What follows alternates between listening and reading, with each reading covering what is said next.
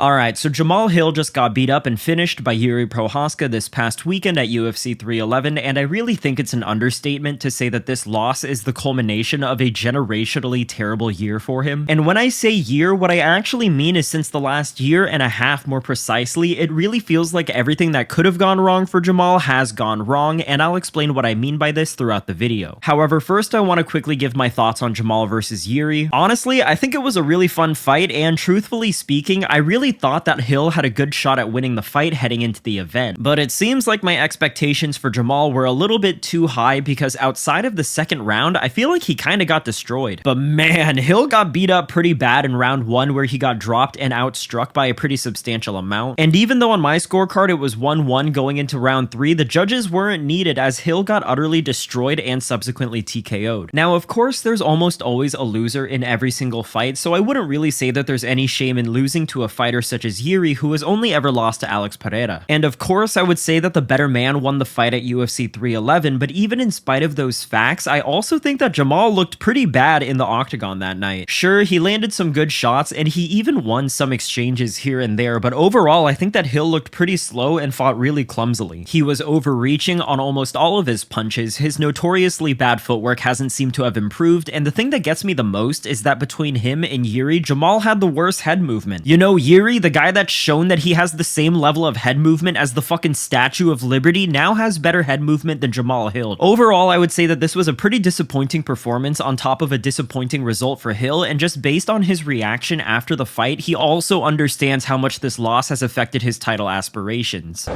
said that many times in media before. If you really don't believe me that, I want a third fight with Alex Pereira. I would love to see that, sir. I want you to enjoy this next game. I can't wait to see what's Anyways, let's now talk about all the L's that he's been taking both in and out of the octagon for the past year and a half. The very height of Hill's career peaked on January 21st, 2023 when he ran through an 80-year-old Glover Teixeira to win the light heavyweight title. And as much as some people would like to say that this is an illegitimate title win because of Glover's age or because he fought for a title that was vacated by Jiří Procházka, thus he didn't actually defeat an undisputed champion in order to win the belt, I remember being really impressed by how Jamahal looked that night, and I was personally interested to see what the Hill era would look like. However, the first bit of misfortune was right around the corner when not even 6 months later, on July 14th, 2023, Jamahal announced on his YouTube channel that he ruptured his Achilles tendon while playing pickup basketball, and apparently Daniel Cormier was there too.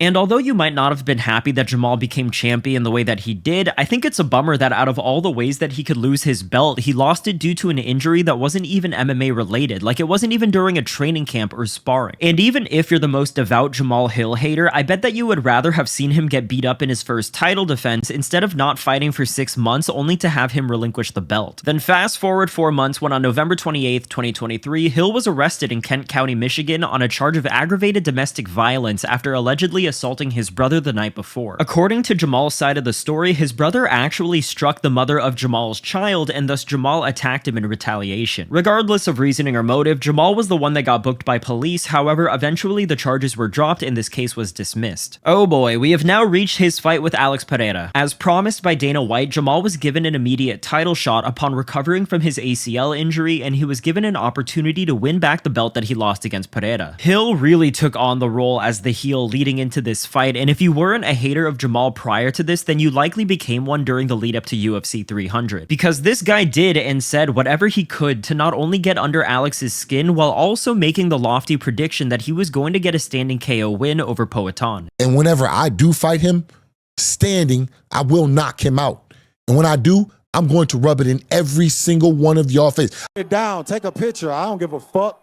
We getting it in. When you step in there with me, ain't nothing to talk about, ain't nothing to say. It's all right here, and I'm on your ass. I have to put a severe ass whooping on him. You know, just to getting acquainted with the visual that I plan on seeing on Saturday night. When I come through, you gon' feel me. This was pretty heavily contrasted by Alex, who, as usual, kept the trash talk and personal insults to a minimum and maintained his famously stoic demeanor. And given how Alex had quickly asserted himself as a fan favorite, it was pretty easy for a majority of people to root against Jamahal heading into the fight. And after weeks of harassing Alex and saying whatever he could to try and get into his head, UFC 300 rolled around, and yeah, let's just say that Jamal's mouth wrote a check that his chin couldn't cash. Because Alex barely even needed 3 minutes in the ring against Hill in order to send his ass to the Shadow Realm. This really is one of the prime examples of when trash talking goes wrong in MMA history, and even though it was undoubtedly an embarrassing outcome for Hill, his reaction to the fight somehow became a worse look for him than the knockout itself. Immediately after UFC 300, Jamahal uploaded this 8-minute video where he makes some ridiculous statements about why he lost. I've seen the controversy of people speaking on the stoppage and things like that with Herb after I kicked Alex in the hip and it appeared to be a low blow. And I'm just gonna say,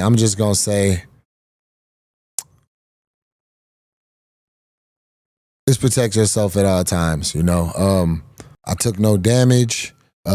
Most of the fall was me falling down. I remember everything. I remember looking up, seeing his legs. I remember him coming in. And then 2 months after that, Jamahal posted a 38-minute video on his YouTube channel where he starts the video off by saying he wasn't salty about the loss, and then proceeds to be salty for the remaining 37 minutes by making a ton of excuses and putting Alex's competitive integrity into question.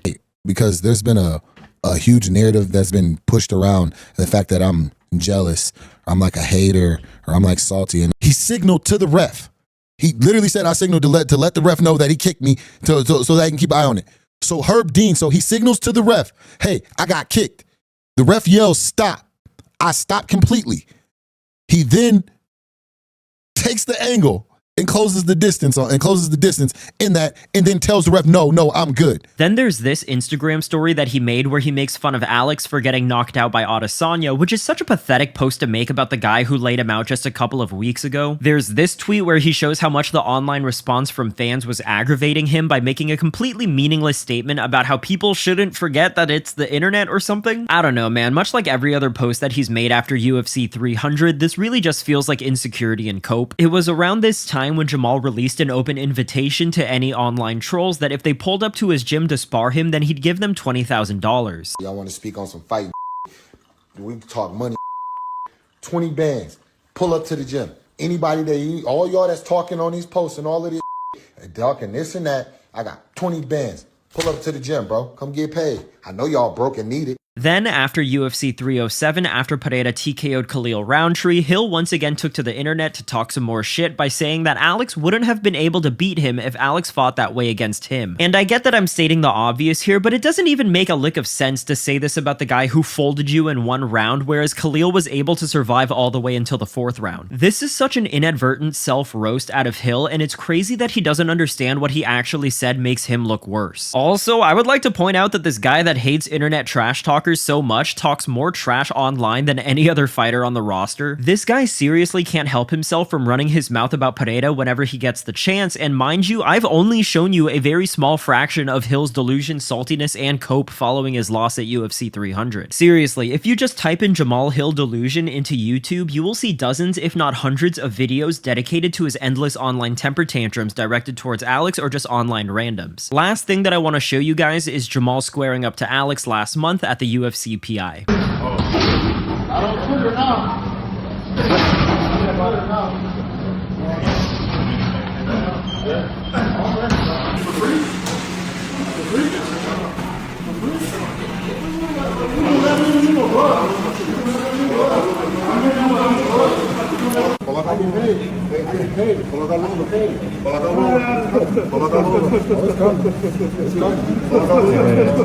Let's make money. Let's make money. That money from that boy been asleep.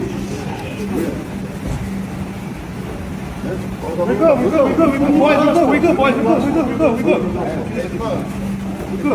good. Do the cake, boys. I'm going to take